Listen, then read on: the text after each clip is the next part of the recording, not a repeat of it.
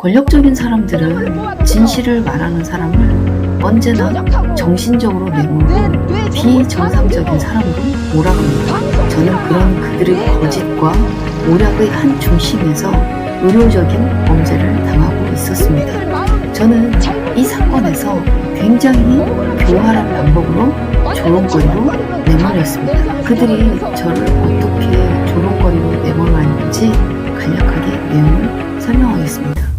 도저히 받아들일 수 없는 일들이 저들이 만들어낸 허구적인 캐릭터로 제가 세상에 알려지고 저희 존재를 지우려 하는 사람들로부터 위협을 받으며 길거리를 다닐 수조차 없게 되었습니다. 툭하면 개를 끌고 나와서 길에서 기다리고 있고 아이들의 손을 붙잡고서 저에게 따지듯이 당당하게 서 있는 태도를 하면서 저희 분노를 유발하고 매일 저희 집 앞을 기다리고 있다가 지나치는 행동을 하고 어린이집 차량으로 저희 집 앞에 툭하면 기다리고 있고 저희 직장이며 집 근처이며 전부 엉망진창이 되어 있었습니다.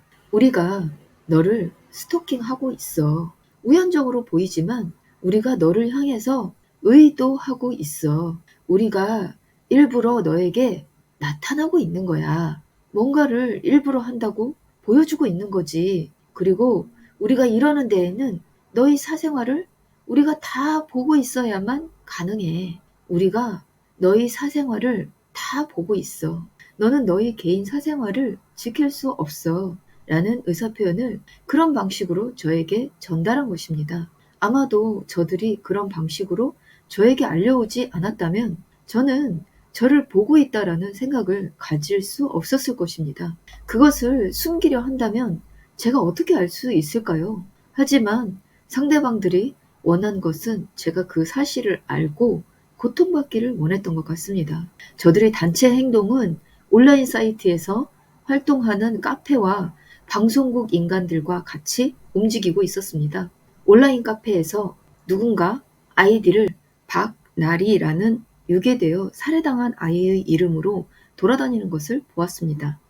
저는 그 이름이 그런 뜻인 줄도 모르고 그 회원에게 여러 번 말을 걸었던 적도 있었고 그 사람은 저와 같은 피해자라고 하면서 활동을 했었습니다. 저는 그 이름의 의미를 전혀 모르고 있다가 2년 후에야 그 이름이 무슨 뜻인지 알게 되었습니다. 저는 정말 너무 충격을 받았었습니다. 온라인 카페에서 어떤 주제로 실종, 유괴 같은 그런 희한한 주제가 나오기 위해 작업을 시작하면 방송국도 똑같이 따라가는 거였습니다. 온라인과 방송국은 마치 한 몸처럼 똑같이 같고 스토커들은 그 뒤를 따라서 그 주제에 맞춰서 집단적인 스토킹을 했습니다.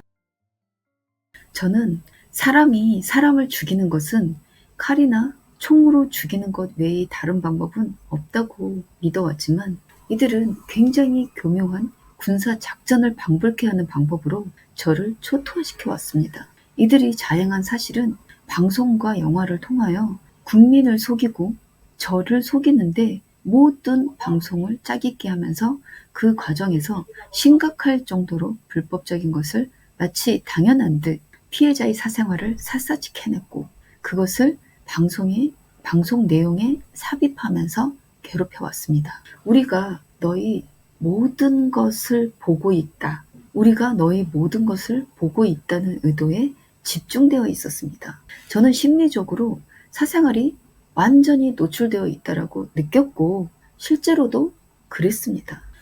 이들은 사사건건 저희 사생활이 방송으로 노출되는 것도 모자라서 저희 마음을 컨트롤해왔습니다. 심각할 정도로 컨트롤해왔습니다. 이들은 모든 프로그램을 저희 정신과 마음에 정확히 표적하여 저를 움직이려고 했습니다. 이것은 어떤 훌륭한 목적을 위해 수단을 정당화시킨다는 망상적 생각과는 달리 그 자체로 그냥 범죄일 뿐이었습니다. 저를 세상의 악인으로 빗대어서 교묘히 평판을 깎아내리고 저희 자존감을 파괴시키고 사람들이 저를 무시하게 함으로써 제가 저 스스로가 처한 입장을 시시각각 믿고 자각하면서 고통을 받도록 조명해 놨습니다. 저는 절박했고 무슨 일을 당하는지 정리가 안 돼요. 상황을 파악하던 중 갑자기 박근혜 대통령이 탄핵당하고 촛불 정권이 들어섰습니다. 저는 촛불 정권이 들어서면 이 모든 것이 해결될 것이라고 믿었고, 방송국에 제보하고 정부에 제보하면 저를 도와주는 사람들을 만날 수 있을 것으로 생각했습니다. 왜냐하면 저는 내심 박근혜 정권이 국민을 향해서 일부 네티즌들에게 이런 짓을 한 것인가? 라고 의심을 하고 있었기 때문이었습니다. 당시 박근혜 정권과 국정원은 불법 댓글 선거 이슈와 여론조작으로 이미지가 많이 실추되어 있었기 때문에 그때 당시에는 그런 생각을 충분히 할 수 있었던 시기였습니다. 게다가 평범하지 않은 이상하고 해괴한 방식의 교묘한 괴롭힘은 도저히 평범한 사람들이 저지르는 것으로 생각할 수 없었습니다. 그러나 도움을 얻을 수 있을 거라는 저의 예상은 보기 좋게 빗나갔습니다. 오히려 방송국의 공격은 날이 갈수록 더욱 심해졌고, 대놓고 제가 다니는 직장과 연관된 방송 프로그램을 만들어서 방송을 해댔습니다. 제가 방송을 보며 저에 관하여 방송하고 있구나, 심각할 정도로 사생활이 털려서 방송에 투영이 되고 있구나 라는 사실을 깨닫지 않을 수가 없도록 모든 방송들은 전부 저를 표적하고 있었습니다. 저를 우습게 만들어서 조롱했고, 악인에 빗댄 묘사는 정말 너무나 심각했고, 저희 사생활을 표현할 때에는 반드시 최악의 범죄자들을 교묘하게 겹치게 했으며, 개, 고양이와도 같은 동물 묘사를 하면서 굉장히 공격적으로 방송들을 해대었습니다. 저는 처음에 제가 착각한 것이 아닌가 생각해보고 또 생각해보았지만, 분명 모든 상황과 저희 매일의 일과들이 심각할 정도로 방송에서 소비되면서 조롱거리가 되고 있었습니다. 명백히 고의적으로 누군가들이 저에게 불만을 품은 것이 분명해 보였습니다.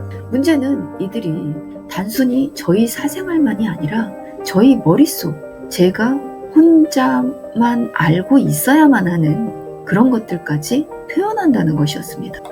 그것도 제가 알아볼 수 있을 정도로 그런 짓을 자행했습니다. 저는 이런 일이 있기 전에 진보, 좌파적 성향의 사람들을 지지하고 있었습니다. 심하게는 아니지만 그래도 투표를 하게 되면 그 사람들에게 투표를 해주고 있었습니다. 그래서 저는 선뜻 이들의 이런 공격적인 행태를 자연스럽게 받아들일 수가 없었고, 그런 짓은 세계 그 어디를 보아도 일부 우익적인 성향을 가진 극단적인 사람들이나 하는 짓으로 생각했었습니다. 그래서 저는 너무 상황 파악이 힘들었습니다. 제가 평소에 상식적이라고 알고 있었던 사람들이 그런 악의적인 행위를 국민이 알 권리를 위한 국민의 안방격인 방송에서 한다는 것은 뭔가 속임수가 있을 것만 같았고, 저들 당사자들이 도대체 무슨 상황인지 이해하지 못해서 이런 일이 벌어졌던 것은 아닐까?